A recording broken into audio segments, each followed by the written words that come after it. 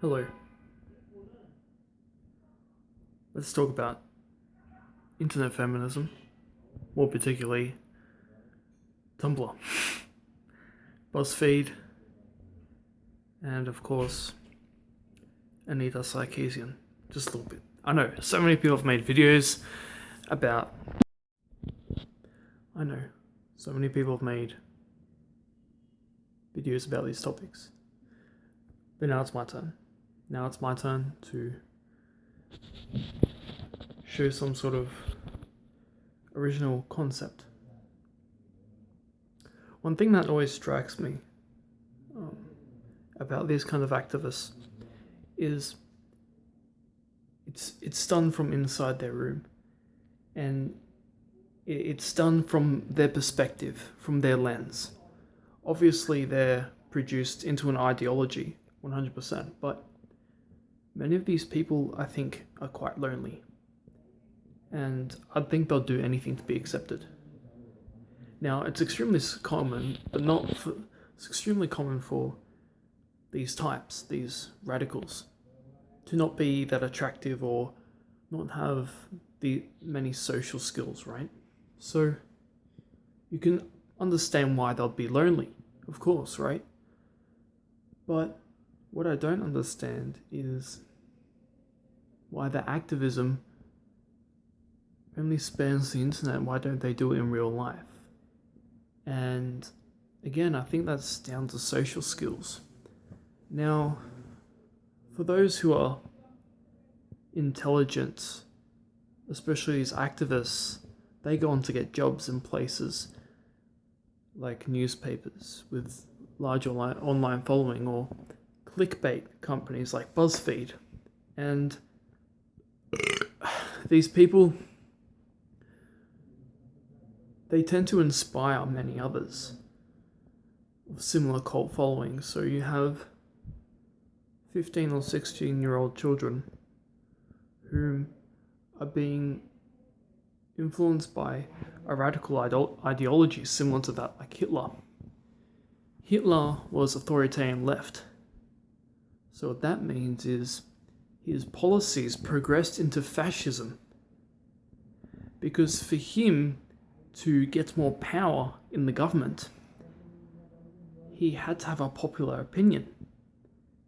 But those people who didn't follow his opinion either kept quiet, spoke out, but when they spoke out, they'd get captured. And because so many people in the government followed him, he got more power, and it became a fascist government. But not to the extent of Stalin. Stalin's was a lot worse. That was a lot worse.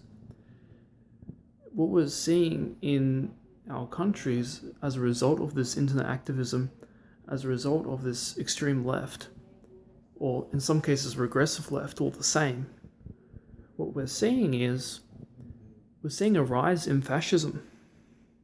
We have democratic countries, or we have democratic governments, and each government representative would represent a different department, fine. But you have these democratic governments making executive decisions that are very not so moderate, not so balanced. They seem to be weighted in at the result. They seem to be as a result of extreme protests. They seem to be influenced, right? There seems to be a political motivation for a lot of these policies, right? And believe it or not, before governments make decisions, they actually weigh out the pros and cons. But lately, they really don't seem to be doing that, do they?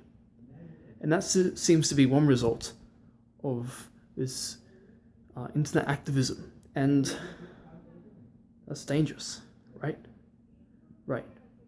So the second result of this internet activism is Tumblr. Again, it's internet activism, but because people seem to get so much attention online from being a victim, some people are now monetizing their experiences, leaving people who may or may not have more cases of severe, or in some cases I think people who monetize their experiences wouldn't have experienced much grief, or maybe they wouldn't have experienced it at all. And by this, I mean rape, sexual assault, beatings due to being homosexuality, things like that. Now, it's not uncommon for someone who's homosexual to be sexually harassed by a man, right?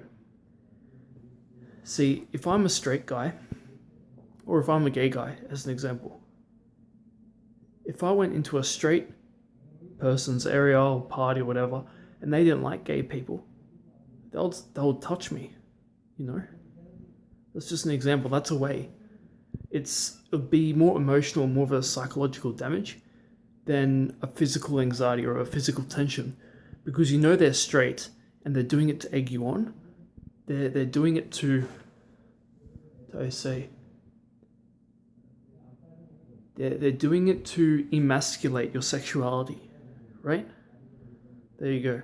That's one example of something would be quite severe, because you can't exactly do anything about it, right? So you have people who are monetizing their experiences, or lack of, and they're making a lot of money out of it, right?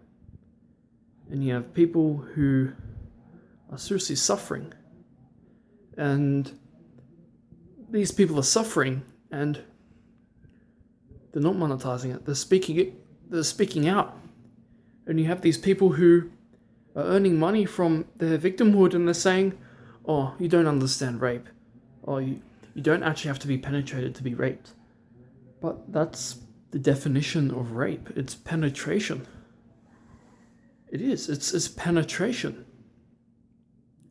Right? And they're trying to change the definition of sexual assault and rape to... So you have victimhood as a career, right? And it seems like gender studies is only optional, right? And now what you have is, you have Anita Sarkeesian targeting game culture, geek culture. But geek culture doesn't exist. Pokemon and anime is pretty normal to like. Of course, you get one or two freaks here and there who live the anime, you know, anime is their life, you know. I like Pokemon. I like Bleach. I like, what else?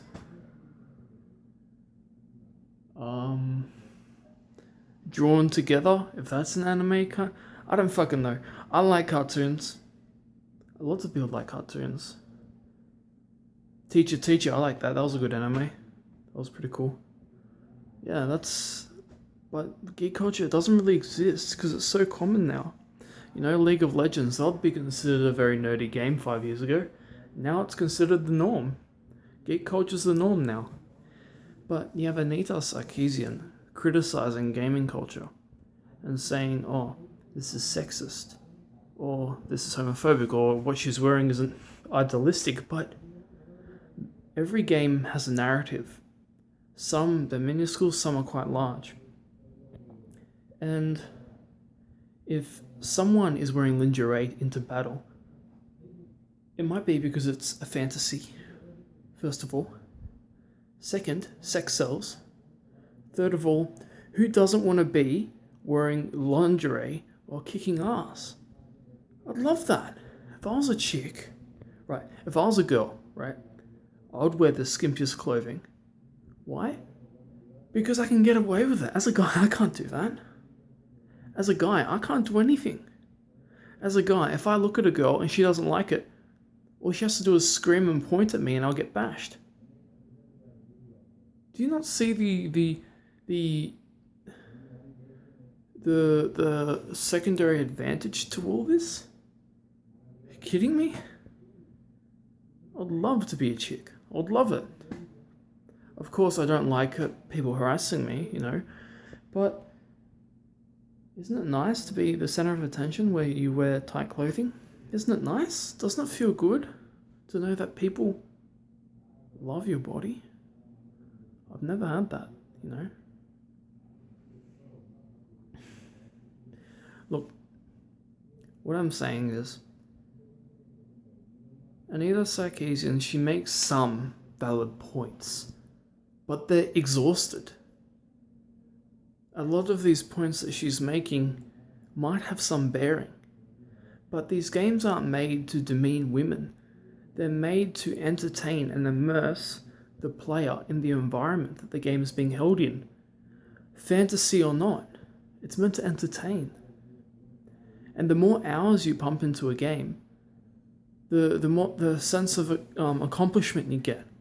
And if I'm a game maker, and if I'm a game producer, right, and I produce quality games, right, I make more money. I get more sponsorships. I get more free stuff. I get a bigger customer base. I get a bigger following. What's the point of making a product that's so realistic, that's so boring, then why would anyone play your game? The thing is, right, in Call of Duty, it's about shooting people, right? But there's no blood involved. Okay? And you don't really... There's nothing sexual about it, right? They're just soldiers, right? But then you have Overwatch, and this chick's wearing, she's got this bum. And, you can see a bum through a So what? There's a gorilla. And there's an Indian chick. And there's this Iron Man who's really big and strong, and he's meant to be the shield. There's a man that's big that's meant to be a shield. Why isn't there a female that's meant to be a shield? Why is it always the man that has to take the fall for it? There's all this stupid shit going on. It's like, if I said to you, now, because you're a woman, you're not allowed to dress nice. In fact, you have to wear a sheet over your head because I don't want other people to see you. Then, do you see what I mean? It's like, hang on, that's Islam, isn't it? What has Islam got to do with feminism? Well, they both want to overly protect women. They both want women to be fully clothed. They both want women to listen to everything they say. And they both want to exploit women for money. Oh! And you might ask, how does Islam do that? Through slave trade. They make money off women through slave trade. And if you like this video, please comment, please subscribe, please share this video. Make me viral. Come on, 14 subscribers. Come on, I need more subscribers. Come on, support me. Come on. And also, shout out to Pimp Monk X for answering my questions the other night. Really appreciate it, man. Thanks. Bye-bye.